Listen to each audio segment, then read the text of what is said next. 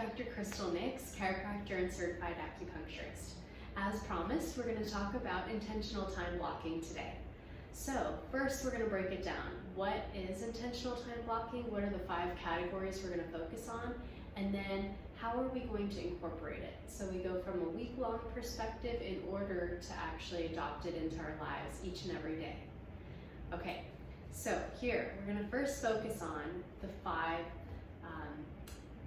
areas of focus.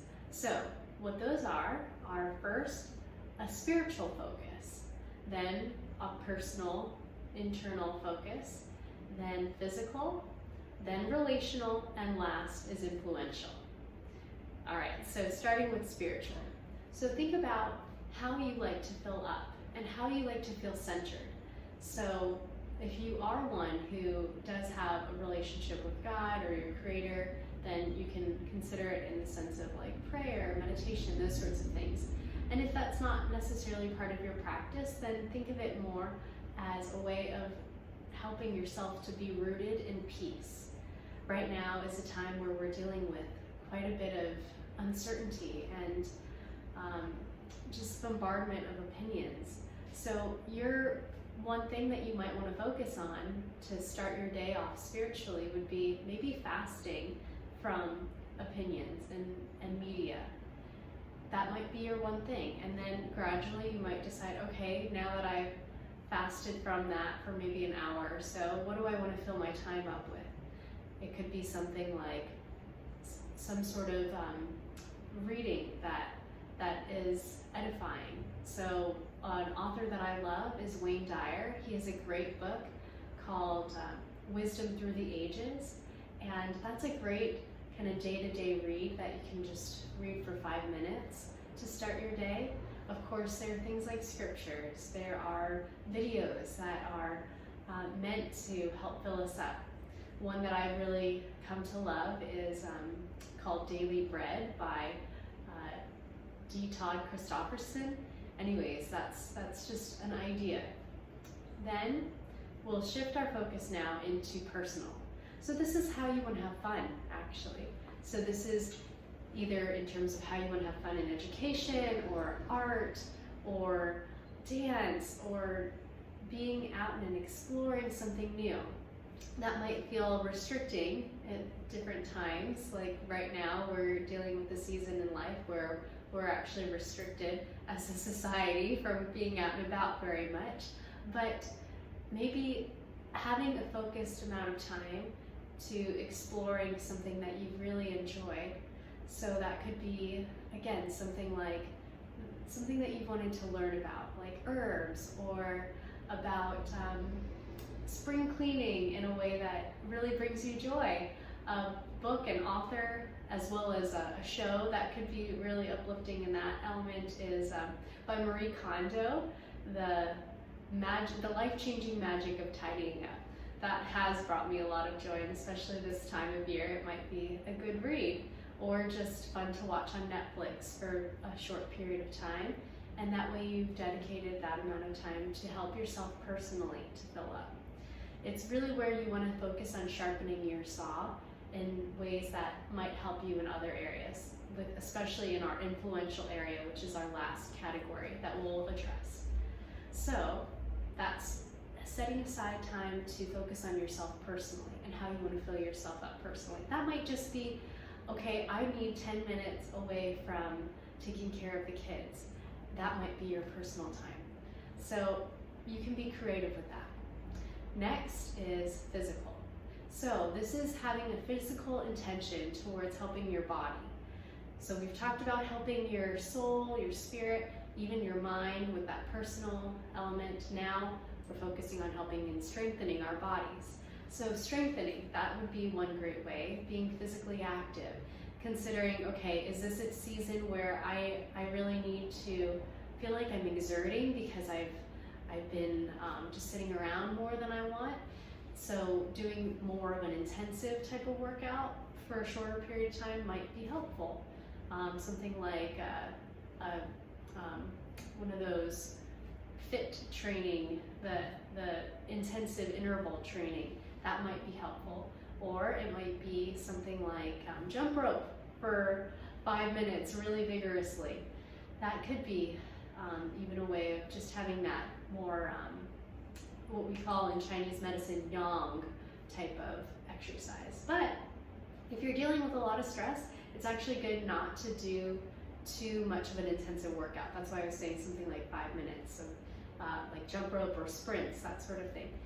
But it's better to actually have more of a yin type of exercise regimen if you're dealing with a lot of stress. So that would be like walking, yoga, could be just cycling, like indoor biking, hiking. These sorts of things are really good ways of being physically active while still nourishing yourself and not overexerting. Other things for physical focus that you could have as your intention could be more of a focus on nutrition or on implementing some different herbal regimen. It could be focusing on certain acupressure points like we did before. And a final one that I really love to mention is sleep with the physical side. So having a good circadian rhythm and having a goal of maybe trying to fall asleep by 10:30 or 10, that time frame, and then rising up around 6:30. That way you can start your day off with that intention. So that is how to have a physical focus. Now we're going to switch to the relational element. So within our different relationships, having an intention there. So for example, I have a husband and I set an intention for how I want to support him and how I want to foster our love. I also have a son, and so I have a specific way of setting an intention to him and fostering his stage of development and learning and our bond as well.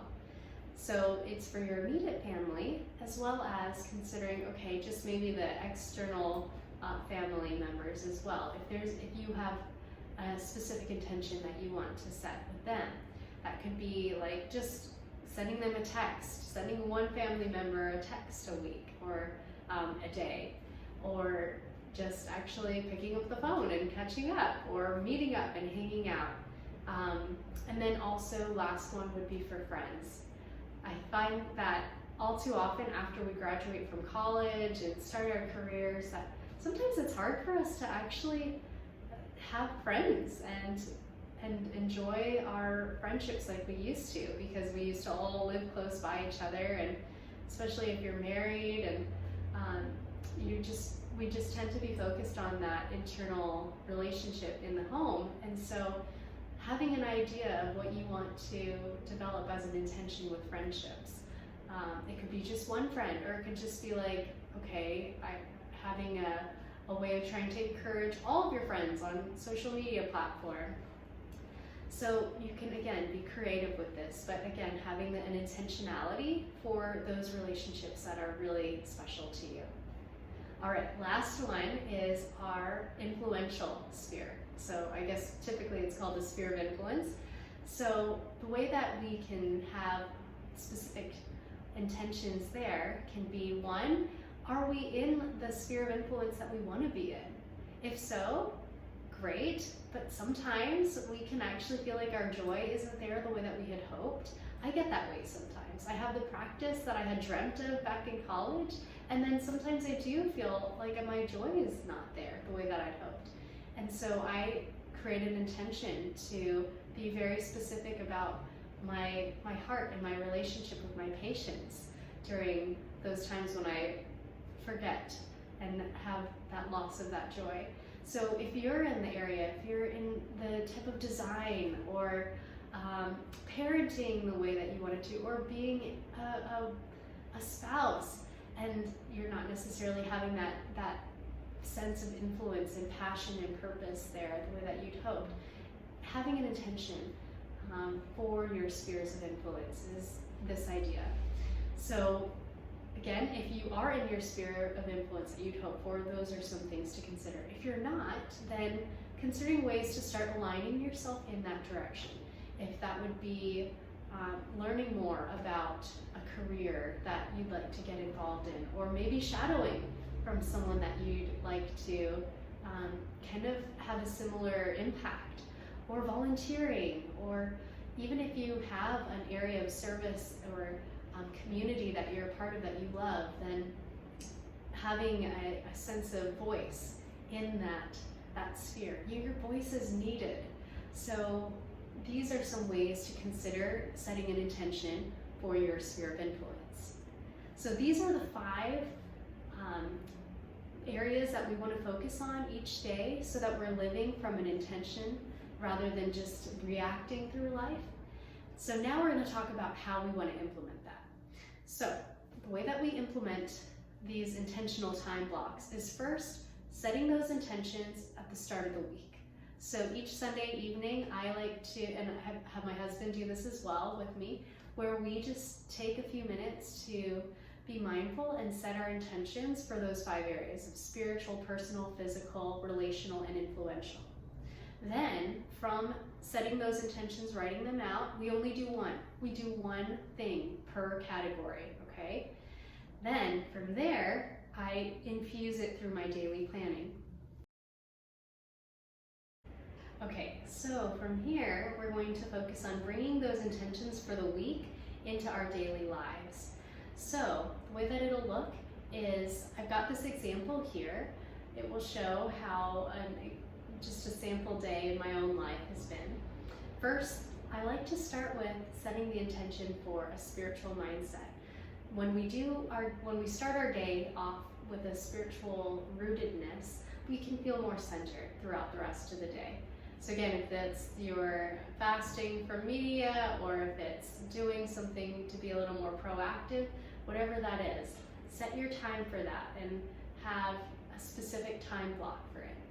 So with each of these different, these 5 areas, we're going to set a time block for that throughout our day. So with it being a time block, that's why we're focusing on setting our schedule within only 5 minutes.